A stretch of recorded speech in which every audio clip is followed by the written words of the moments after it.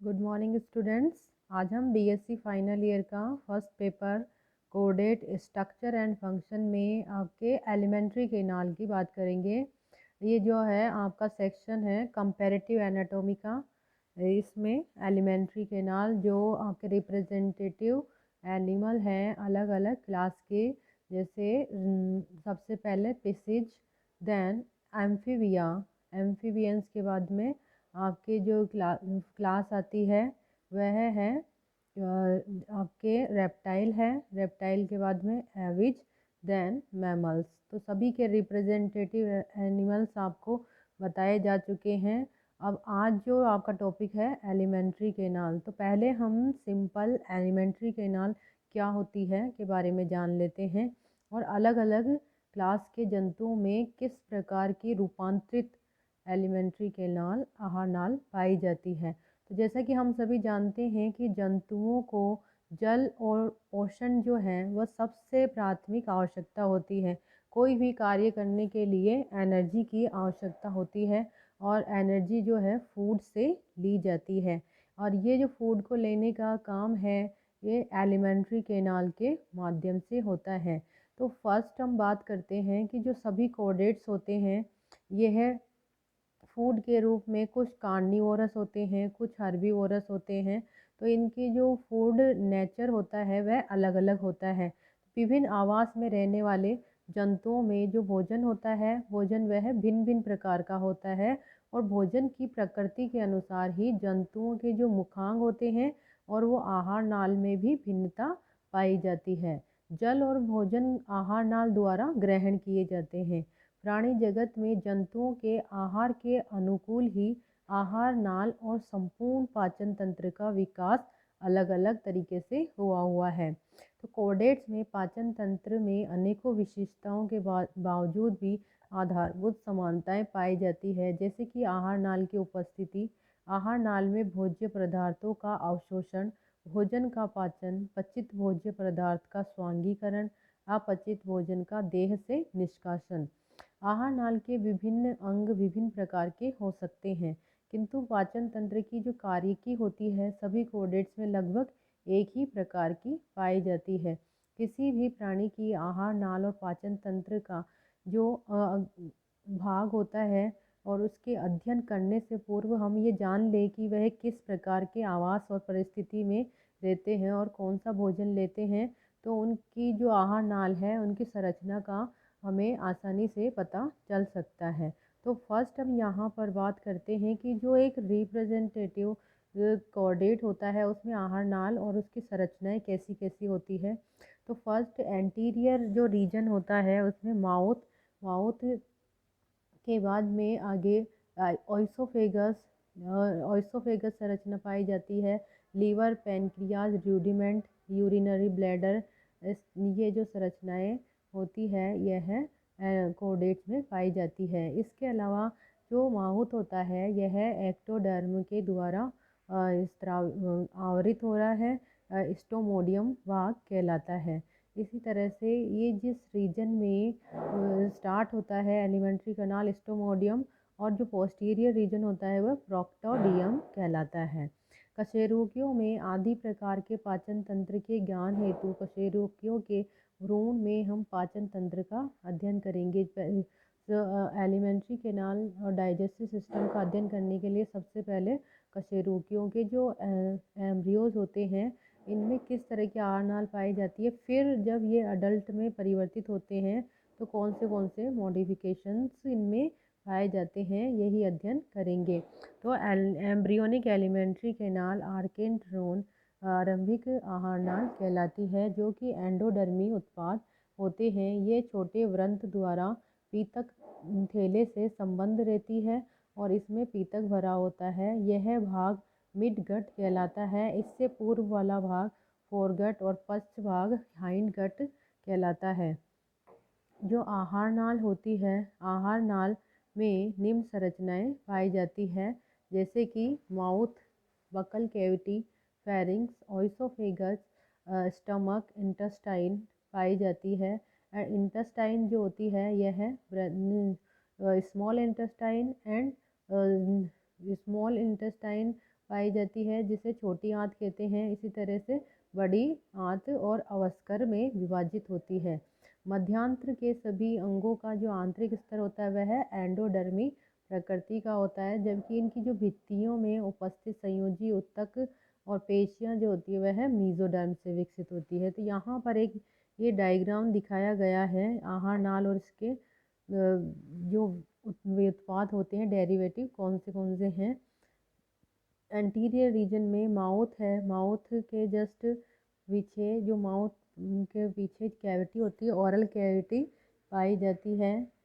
इसी तरह से गिल्सलेट्स, ट्रेकिया, स्टमक, लंग्स, ये पूरी संरचनाएं एक आहार नाल की duodenum, pancreas, intestine and last में cloaca, anus, urinary bladder, yolk sac संरचना इसमें पाई जाती है। तो जो एलिमेंट्री कैनाल होती है ये इसमें सिर भाग की एक्टोडर्म के से मध्य अधर एक इनवेजिनेशन अंतर्वलन स्टोमोडियम बनकर मुख गुहा में खुलता है। इस प्रकार मुख गुहा का अग्रभाग एक्टोडर्म से बनता है। इसी प्रकार पुष्ट भाग में मध्य अधरतः अंतर्वलन या वृद्धि बनकर मध्यांतर में खुलता है। यह गुदपथ या प्रोक्टोडियम कहलाता है। जो निम्न कशेरुकी प्राणियों में गुहा का एक्टोडर्मी स्तर दांतों के इनेमल, जीवा की उपकला, मुख गुहा की उपकला और मुख्य ग्रंथियों श्लेष्मा, लार, विष और पीयूष ग्रंथि का कुछ भाग बनाता है। भ्रूण की देह में एलिमेंट्री कैनाल पेरिटोनियम के दोहरे स्तर की संरचना मीजेंट्री द्वारा मध्य पृष्ठ और मध्य अधरतः भित्ति से संलग्न होती है। सामान्यतः मध्य पृष्ठीय डोर्सल मीजेंट्री भ्रूण के अग्र आधे भाग तक बनी रहती है, किंतु यकृत और मूत्राशय के अतिरिक्त मध्य अधरीय वेंट्रल मीजेंट्री अदृश्य हो जाती है। तंत्रिकाएं और रक्त वाहिकाएं इन्हीं के द्वारा अंगों से जुड़ी रहती है और ये रचनाएं ही अंतरंगों को निश्चित स्थान पर उचित व्यवस्था बनाए रखती है। आरंभिक अवस्था में जो एलिमेंट्री कैनाल होती है सीलिएटेड लेयर द्वारा आवृत होती है। वयस्क ब्रेंकियोस्टोमा और अनेक कशेरुकियों प्राणियों में लार्वा जो होते हैं जैसे हेमोसीट में एलिमेंट्री कैनाल पूर्णतः सीलिएटेड होती है। कुछ उभयचरों की buckle cavity, pharynx, oesophagus, stomach में भी सीलिया पाए जाते हैं। इसी प्रकार कुछ टीलियोस्ट फिश हैं जिनके आमाशय कुछ पक्षियों में, सीका में, मनुष्य में तथा मनुष्य के भ्रूण में आमाशय में भी अस्थायी रूप से कुछ समय पक्षमाभी स्तर पाया जाता है। पक्षमाभ वास्तव में आंतरिक गमनांग होते हैं जो तरल भोज्य पदार्थ को आवश्यकता अनुसार आगे ले जाने में मदद करते हैं। ठोस भोजन का आहार नाल में आगे बढ़ाने हेतु दृढ़ और पेशीय आहार नाल का होना आवश्यक है। पेशीय क्रमाकुंचन द्वारा उपरोक्त क्रिया उच्च कशेरुकी प्राणियों में देखने को मिलती है। आहार नाल से हमारा आशय देह में उपस्थित एक सीधी कुंडलित नलिका से है जो मुख से लेकर पुच्छ के आधार भाग में उपस्थित अवस्कर या मलाशय के छिद्र द्वारा खुलती है। यह मुख गुहा, ग्रसनी, ग्रसिका, आमाशय, स्मॉल इंटेस्टाइन, छोटी आंत्र और बड़ी आंत्र में विभक्त होती है। प्राणियों में जो भोजन की प्रकृति होती है उनके अनुसार ही, जैसे मान लीजिए कई जो जंतु होते हैं उनके माउथ में टीथ होते हैं, जीवा, मुख्य ग्रंथियाँ, पाचक ग्रंथियाँ जैसे यकृत, पित्ताशय, पैनक्रियाज आदि विकसित हुए होते हैं। कुछ अन्य अभिवृद्धियाँ जैसे कि रेत के पाउच होता है, thyroid gland, Gill cleft, trachea, lungs, tympanic cavity, thymus, swim bladder आदि भी आहार नाल से कुछ कशेरुकियों में विकसित होते हैं। इसी प्रकार एलिमेंट्री कैनाल की लंबाई का छोटा या बड़ा होना, कुंडलित और सीधा होना, विभिन्न तरह की जो आउटग्रोथ होती है जैसे कि क्रॉप है, सीका है, स्पाइरल वॉल, विलाई, अंकुरक, पैपिली और इसी तरह से रग्स आदि प्राणियों की आहार की आवश्यकता अनुसार पाचन हेतु प्राणियों में विकसित हुए होते हैं। यहाँ पर हम जो स्ट्रक्चर पाए जाते हैं हिस्टोलॉजिकल संरचनाएं आहारनाल में कौन सी है, तो यहाँ पर उसी के बारे में बात करते हैं। कशेरुकियों की जो आहारनाल होती है में चार स्पष्ट चार एक के नीचे एक सकेंद्रिक स्तर उपस्थित होते हैं। फर्स्ट लेयर जैसे यहाँ चित्र में दिखाई गई है, सिरोसा है। सिरोसा के नीचे की ओर ये सर्कुलर मसल, लॉन्गिट्यूडनल मसल्स, सब म्यूकोसा लेयर, इंटरनल कैविटी और ल्यूमन, मस्कुलेरिस म्यूकोसा म्यूकोसा, और इसी तरह से मिजनर्स प्लेक्सेस, माइंट्रिक प्लेक्सेस पाई जाती है। जो आउटर लेयर होती है सबसे बाहरी सिरोसा, आहार नाल में सबसे बाहरी स्तर लसीका कला या सिरोसा या विसरल पेरिटोनियल लेयर कहलाती है। यह मीजोथीलियल सेल्स और कनेक्टिव टिश्यू से निर्मित होती है। यह एक महीन स्तर के रूप में पाया जाता है। सेकंड जो लेयर है यह मस्कुलर कोट कहलाती है। सिरोसा के नीचे जस्ट मस्कुलर कोट पाया जाता है। यह चिकने और अरेखित पेशी तंतुओं मसल फाइबर से बना होता है। दो स्तरों में विभक्त होता है।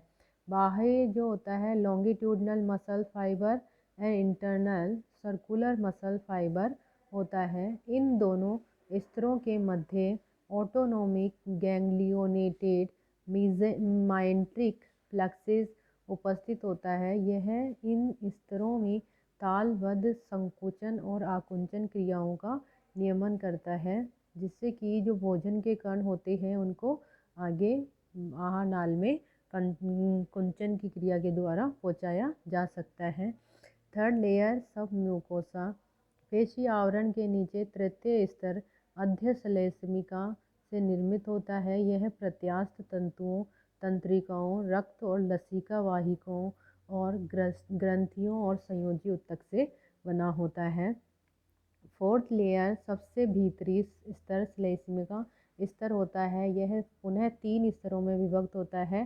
फर्स्ट कॉल्यूमनर एपिथेलियम, सबसे भीतरी स्तर जो भोजन और पाचक रसों के संपर्क में रहती है, ग्रंथिल और पक्षमाभी प्रकृति का होता है। यह महीन आधार कला बेसमेंट मेम्ब्रेन पर टिका हुआ स्तर होता है।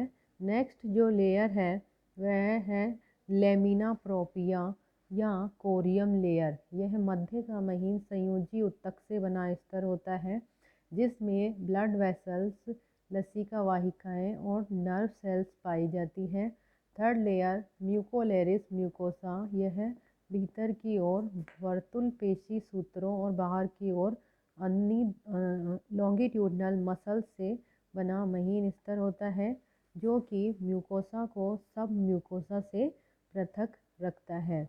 अब यहाँ पर बात करेंगे विभिन्न कशेरुकियों में आहार नाल के जो भाग होते हैं। जैसे कि आपको बताया कि फर्स्ट जो पार्ट होता है एंटीरियर रीजन में वह माउथ होता है। माउथ के जस्ट नीचे बकल कैविटी, बकल कैविटी के नीचे फेरिंग्स, फेरिंग्स के नीचे oesophagus, stomach and liver, pancreas, intestine and last में एनस भाग पाया जाता है।